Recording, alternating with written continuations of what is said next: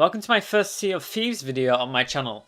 I will be following this game closely up to its release and past its release, giving you a brand new content and information as soon as I get it. If you're looking forward to the game's release and want to keep up to date with all the announcements, make sure to subscribe to the channel in order to see what I post next. This video is about what we know about Sea of Thieves so far and explains all the content planning on being in the game on its initial release.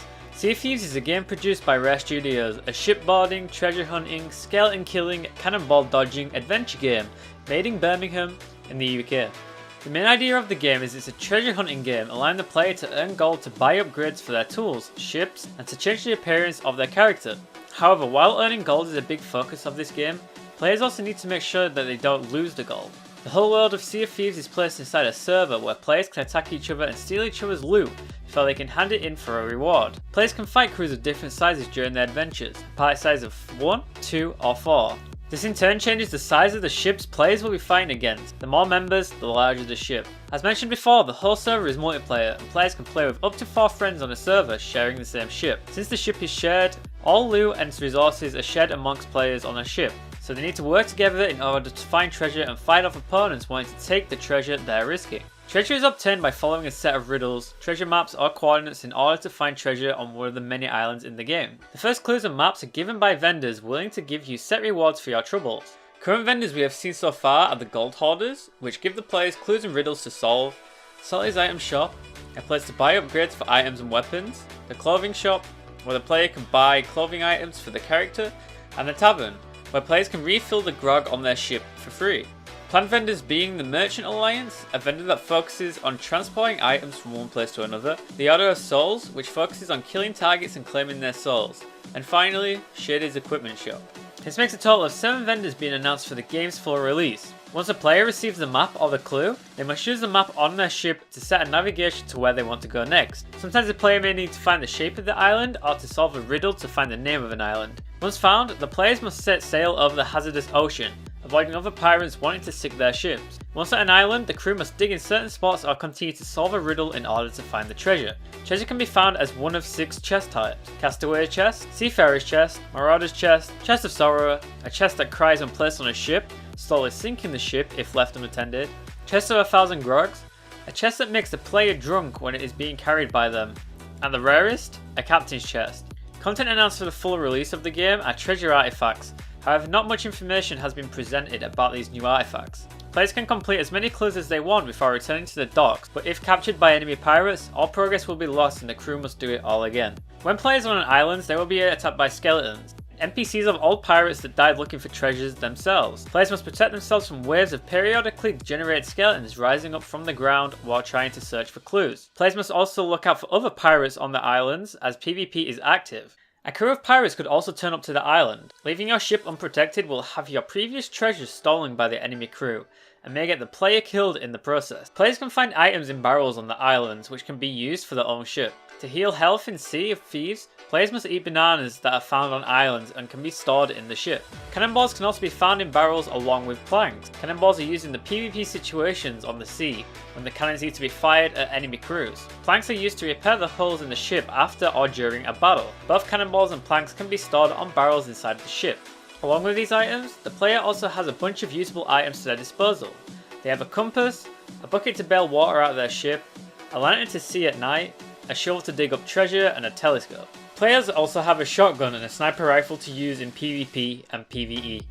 Once an adventure is complete and the crew is travelling back to their docks, the player can do a bunch of maritime activities such as playing instruments on the ship. There are a bunch of songs that can be played in Sea of Thieves, as well as different instruments to play at the same time. On the full release of the game, the Merchant Alliance will give the players a task to transport animals from one place to another.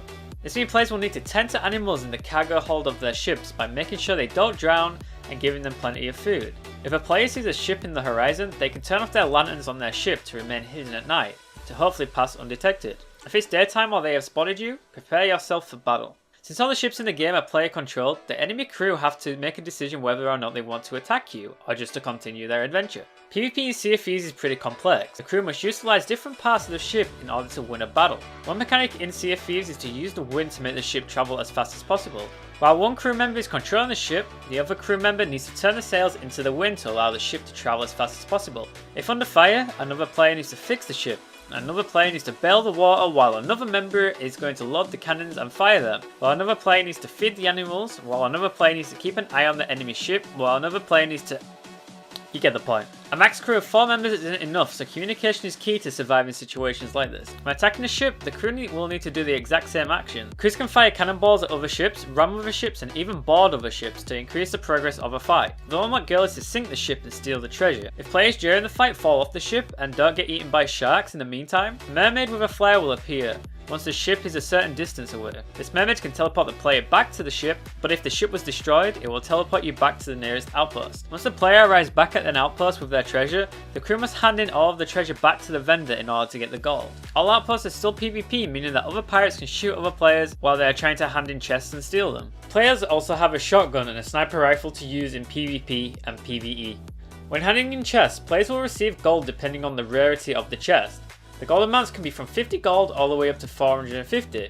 The player can then buy upgrades for their tools from vendors. While Sea of Thieves has already shown us a lot in the game from their closed beta gameplay, there is still a lot more of the game that is going to be added with the full release. First of all, the Kraken has finally been announced even though it was speculated since the start of the closed beta. The Kraken is an NPC, also a boss, that attacks players' ships while roaming the ocean and must be fended off by using ships' cannons and players' weapons. Since the closed beta showed us a small ship being used by 1 player or 2 players and a huge frigate that was used for 4 players, the developers have announced that there will be more ships to come in the future, with more varieties of crew sizes. This means we could have ships of 8 players, even 16 players. There will be server-wide events for the players to participate in. These events will encourage PvP areas but will also encourage other pirates to work together to complete a task. Factions will be added later on, so multiple crews can work together in order to fight other factions, enhancing the PvP side of the game. Sea of Thieves announced that they will not have a loot crate system for the game, hinting that microtransactions will not give a player an advantage in the game, only adding more appearance options. The first announcement for microtransactions was giving the player the ability to have pets strolling around with them, which in my opinion is a cute thing to have. All future big DLCs for the game will be free.